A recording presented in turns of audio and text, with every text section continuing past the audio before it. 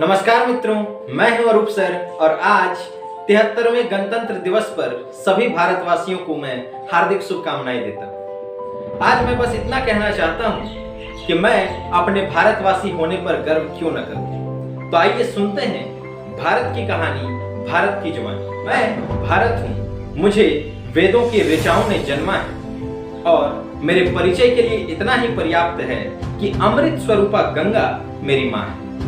मैं ऋषियों के आश्रम में पला हूं और युग पुरुषों की उंगलियों को थाम कर चला हूं, संघर्षों की प्रचंड अग्नि में जला हूं। अरब, तुर्क, महमूद, तैमूर सभी घोड़ों से चलकर यहाँ आए और हमारे मंदिरों का सोना चुरा लिया, हमारे इतिहासों को छिन्न भिन्न कर लिया और हमारे ग्रंथों को भी जला दिया। अनगिनत घाव सहे हैं मैंने अपने तन बदन पर, लेकिन फिर भी विश्व बंधुत्व का आदर्श छाया रहा मेरे मन पर। मैं परदेसी शमशीरों की चोट खाता रहा, लेकिन फिर भी अतिथि देवो भव यह गाता रहा। मेरी यही शांति प्रियता अंग्रेजों को 7 समंदर पार से यहाँ ले आई और वो गोरे जो कभी हमारे राज दरबारों में नाक रगड़ा करते थे, अचानक से राज सत्ता के स्वामी बन गए। सैकड़ों वर्षों तक विश्वासघात के धुएं में मेरा दम घुटा और मुझे याद भी नहीं है कि कितनी ही बार मेरी मर्यादा का हनन हुआ, मेरी गरिमा का हनन हुआ और न जाने कितनी बार मेरा स्वाभिमान हुआ।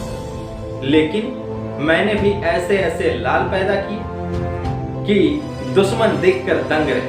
मेरा आजाद अल्फ्रेड पार्क में अकेला ही एक पिस्तौल लिए हजारों अंग्रेजी राइफलों से लड़ गया और जब आखिरी गोली बची तो वंदे मातरम कहते हुए मेरे चरणों के भेंट चढ़ गया। जब बात वीरों की आती है तो अपने सरदार भगत को कैसे भूल जाऊं। कहते हैं कि न चैन से जीना न सुकून से सोना, न चैन से जीना न सुकून से सोना, बड़ा मुश्किल होता है भगत सिंह का बाप। बचपन से ही बड़ा अजीब था मेरा भगत।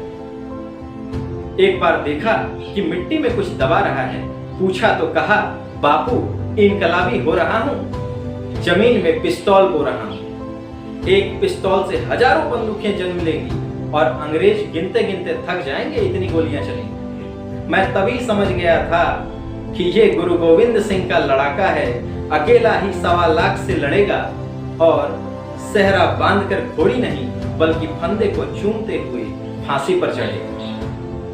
हुआ भी यही। जब बात वीरों की आती है तो अपने फौजी बेटों को कैसे भूल जाऊं। विज्ञान कहता है कि सह नहीं सकता दुनिया का कोई भी इंसान 0 से नीचे और 50 के ऊपर का तापमान है। तो फिर ये सियाचिन की ग्लेशियरों में -30 डिग्री पर तिरंगे की तार कौन कस रहा होता है और रेगिस्तान में 50 डिग्री से ऊपर 52 डिग्री पर ठहाके लगाते हुए कबड्डियां कौन खेल रहा होता है। ये कोई हाड़ मास की पुतलियों नहीं, ये हमारे फौजी हैं। इन जाबाजियों के लिए तो कोई यक्ष या फिर देवदूत चाहिए। हमारे फौजी खुदा के भेजे हुए फरिश्ते होते हैं, क्या कोई और सबूत चाहिए। जो भी हाथ मेरी ओर बढ़े वो मेरे वीरों ने काट कर फेंक डाले और जो आंख मेरी ओर उठा वो हमेशा के लिए बुझ गए। आज इन्हीं वीरों की वजह से मैं आजाद भारत हूं और आज से मैं यह कह सकता हूं कि सभी भारतवासी को कहना चाहिए कि हम वही हैं जो बाण मारकर धरती से धारा निकाल दिया करते थे और हम वही हैं जो अपनी उंगलियों पर गोवर्धन उठा लिया करते थे। हम ही थे वो दिलेर जो चक्रव्यूह में वापस लौटने की शिक्षा लिए बगैर गए और हम ही थे वे जिनके फेंके हुए पत्थर भी पानी में तैरे। हम मारना भी जानते हैं और बचाना भी जानते हैं। हमने दुश्मनों के लिए फाइटर जेट्स बनाए, संगीन बनाई और वहीं जब पूरी दुनिया में जिंदगी की सांसें टूटने लगी तो हम ही ने वैक्सीन बनाई और लिख दिया उस पर सर्वे संतो निरामया, अर्थात ईश्वर सिर्फ हम पर ही नहीं सब पर करे दया।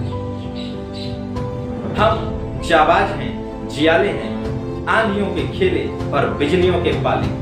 हम शांति का सवेरा हैं, इंसानियत के उजाले हैं। जरा देखो हमें और पहचानो हमें भारतवासी, हमें इंडिया वाले हैं।